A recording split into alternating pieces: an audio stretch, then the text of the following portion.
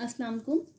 BCom ये मेरा lecture number 6 जो मैंने लास्ट टाइम आपको 2011 का क्वेश्चन नंबर 1 की एडजस्टिंग एंट्रीज कराई थी, जो मेरा लास्ट मतलब लेक्चर था, अब उसी को कंटिन्यू कर रही हूँ। आप देख सकते होंगे, यहाँ देखिए मैंने एंट्रीज़ करवाई थी, आपके पास होंगी। उसी के बिहाफ पर हमें तो ये एडजस्टिंग एंट्रीज़ नहीं मांगी गई थी, हमसे मांगा गया था इनकम स्टेटमेंट। और ये जो है नीचे वाला ये लिखा हुआ है बैलेंस शीट। आपको बैलेंस शीट के नीचे तमाम नाम कंपनी जो मैं बताती हूँ वो लिखना चाहिए आपको। इस वक्त मैंने सिर्फ बैलेंस शीट लिखी हुई है। तो बेटा इसकी बिहाफ पर बना रहे हैं हम इनकम स्टेटमेंट। तो सेल्स आपको गिवन है, ठीक है। सेल्स गिवन होने के बाद कॉस्ट ऑफ गुड्स सोल्ड भी यहाँ गिवन है। सेल में से cost of goods sold minus करेंगे तो ग्रॉस प्रॉफिट आ जाएगा जो है 4 लाख। ग्रॉस प्रॉफिट में से हम तमाम एक्सपेंसेस माइनस करेंगे तो हमारे पास नेट इनकम आ जाएगी। ये आपकी हो जाएगी इनकम स्टेटमेंट। लेकिन आपका जो असल और मेन काम है वो देखना है कि आपने जो एडजस्टिंग एंट्रीज पास की थी उसने आपको इनकम स्टेटमेंट पे क्या असर डाला। यानी आप ये देखें, सप्लाईज एक्सपेंसेस लिखे हैं मैंने सबसे पहले, यानी तमाम एक्सपेंसेस की लिस्ट लिखनी है आपको। सप्लाईज एक्सपेंसेस यहाँ पर लिखे हैं मैंने आपको। तो सप्लाईज एक्सपेंसेस जो हैं वो आपके ऑलरेडी दिए हुए थे। क्या आपने एंट्री क्या पास करी थी सप्लाई एक्सपेंसेस में, फ़ौरन यहाँ पर आ जाएगा।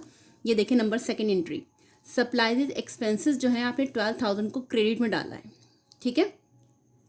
एडजस्टिंग एंट्रीज में एक स्पेशलिटी क्या होती है, एक डेबिट या क्रेडिट इनकम स्टेटमेंट में जाता है और एक बैलेंस शीट में।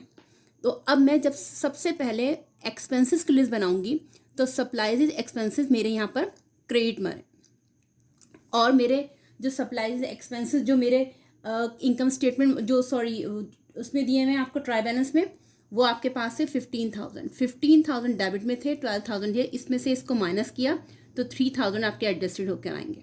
तो आपको यहाँ पर ये लिखना है। दूसरा एक्सपेंस मेरा रेंट एक्सपेंस है। रेंट एक्सपेंस आप यहाँ पर देखिए, सर्च कीजिए एडजस्टिंग एंट्रीज में, आपने क्रेडिट में डाला रेंट एक्सपेंसेस।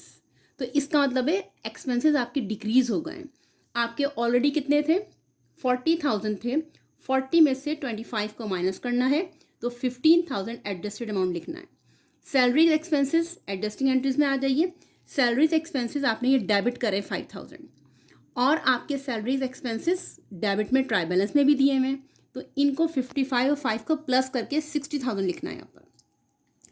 एडवर्टाइजिंग एक्सपेंसेस यहाँ पर दिए हुए आपको 47,000, फर्स्ट टाइम आ रहे हैं आपके पास ट्राई बैलेंस में नहीं दिए गए, तो आपको यहाँ पर 47,000 लिख देना है, यानी कि कोई प्लस माइनस नहीं होगा क्योंकि फर्स्ट टाइम आ रहे हैं।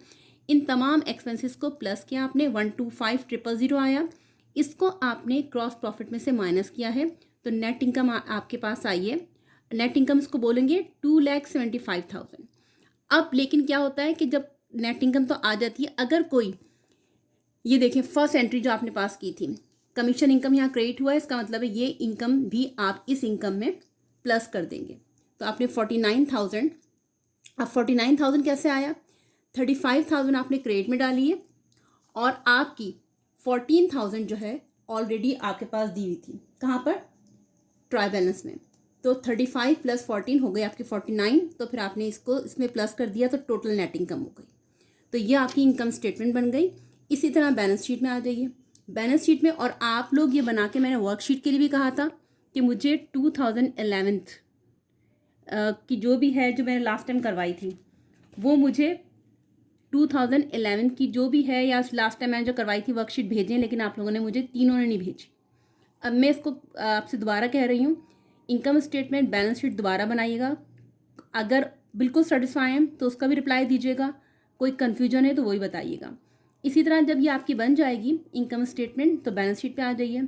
ये देखें आपके पास मैंने यहाँ assets debit side equities cash लिखा, no change, accounts receivable no change, merchandise inventory no change. Prepaid advertising जो है आपके पास प्रीपेड एडवर्टाइजिंग यहाँ पर जो दिए हुए थे आपके पास एडजस्टिंग एंट्री देखिएगा, प्रीपेड लास्ट एंट्री 47,000 क्रेडिट में डालें आपने। जब क्रेडिट में डालें बेटा आपने तो 90,000 आपके पास डेबिट में थे, 90 में से 47 जाएगा, 43 एडजस्टेड आएंगे। प्रीपेड सप्लाई है नेक्स्ट, वो 12,000 फर्स्ट टाइम आया है, यहाँ पर आप लिख लेंगे। प्रीपेड रेंट 25,000 आपके पास फर्स्ट टाइम आया, वो भी आप लिख लेंगे। कमीशन रिसीवेबल आपके पास कौन सा है, 14,000, यहाँ पर फर्स्ट टाइम आया, थर्ड एंट्री में यहाँ पर लिख लेंगे, तो यहाँ पर आपके आ जाएंगे तमाम टोटल एसेट्स। इक्विटी साइड में account payable no change, unearned commission 50,000 आपके पास थे, उसमें से 35,000 आपने अभी क्रेडिट में डालें, तो 50 में से 35 किया तो 15,000 आ गए adjusted. Salaries payable, salaries payable जो है नंबर 5 में देखें आप, सैलरीज पेबल फर्स्ट टाइम आया 5,000, तो आपने एक लाइबिलिटी में लिखा 5,000, ये आपकी लाइबिलिटीज़ हो गई।